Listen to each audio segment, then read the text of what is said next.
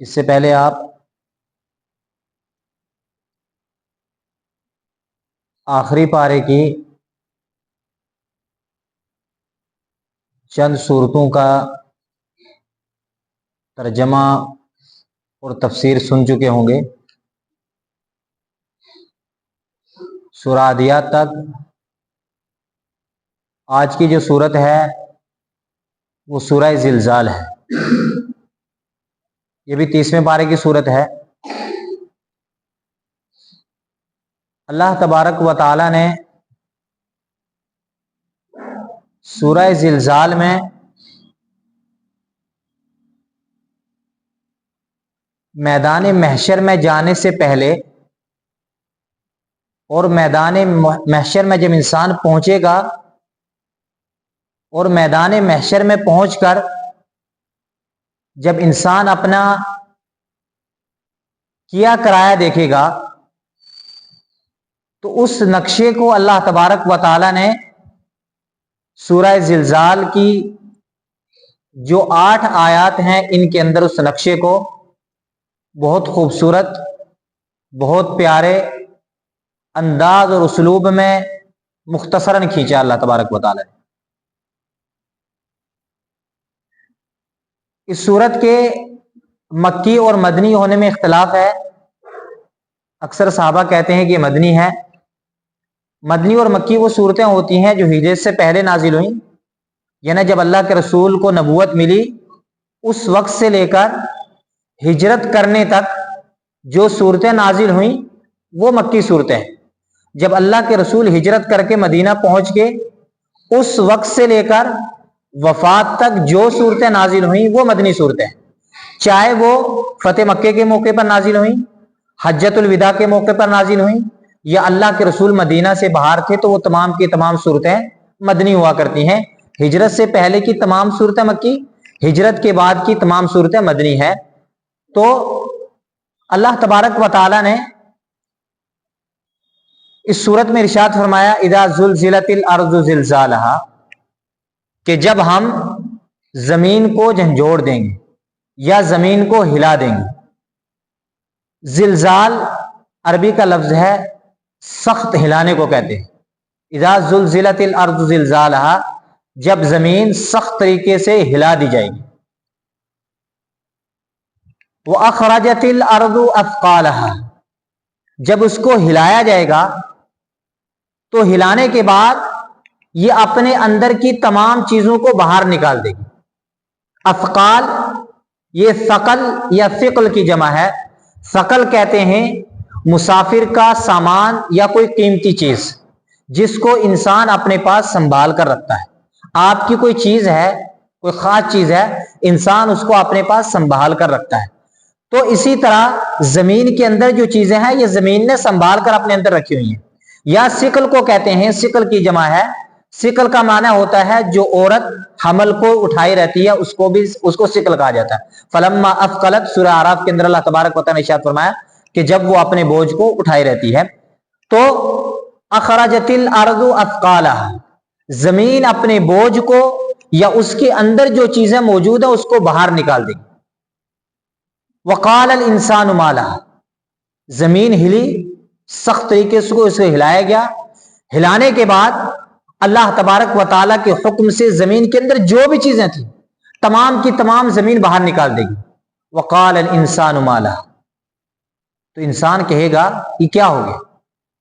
جب انسان ایسا دیکھے گا تو انسان کیا کہے گا؟ یہ کیا ہوگا، یہ ایسے کیسے ہو گیا؟ تعجب کے مارے انسان یہ کہے گا کہ کیونکہ زمین نے جو بھی چیزیں ہوگی وہ تمام پوشیدہ اپنی تمام خزانے زمین باہر نکال دے گی۔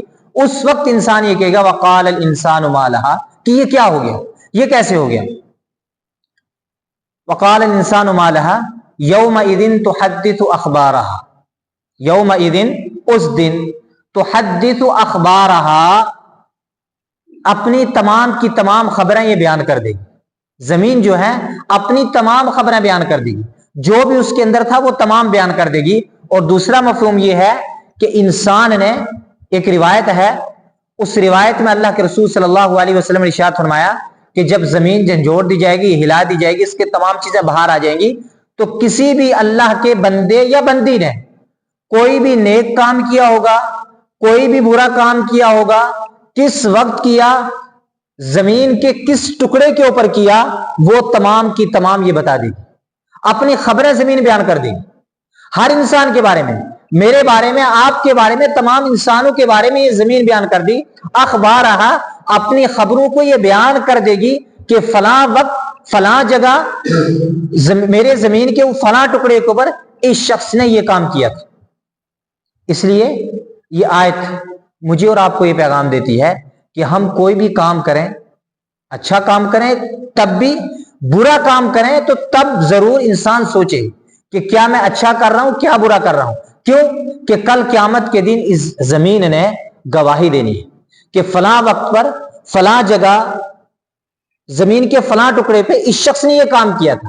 وہاں نامہ اعمال کھلے، ہماری برائیاں سامنے آئے، اس سے بہتر یہ ہے کہ انسان آج ہی سوچ لے کہ میں نے یہ گناہ کا کام کیا ہے، سرزد ہو گیا، میں انسان تھا، غلطی کر گیا، خطا ہو گئی مجھ سے، میں گناہ کر بیٹھا۔ اب آپ کا کام یہ بنتا ہے کہ اس اللہ رب العزت کی طرف پلٹ آئے، اس اللہ رب العزت کی طرف ہم لوٹ آئیں، لوٹنے کے بعد اس رب کو منا لیں، اس رب سے توبہ استغفار کر لیں، اس رب کے حضور اپنی اس غلطی کو پیش کر دیں، اے اللہ مجھ سے یہ گناہ ہو گیا ہے، میں یہ گناہ کر بیٹھا ہوں، تو میرا رب ہے، تو میرا مالک ہے، تو اس گناہ کو معاف کر دے۔ تو اللہ تبارک و تعالیٰ اس کو معاف کر دے گا قبل اس کے کہ زمین ان تمام چیزوں کو میرے اور آپ کے سامنے لے کر آئے اور میرا اور آپ کا نامہ اعمال کھلے۔ وَوَجَدُوا مَا عَمِلُوا حَاضِرًا وَلَا يَظْلِمُ رَبُّكَ أَحَدًا۔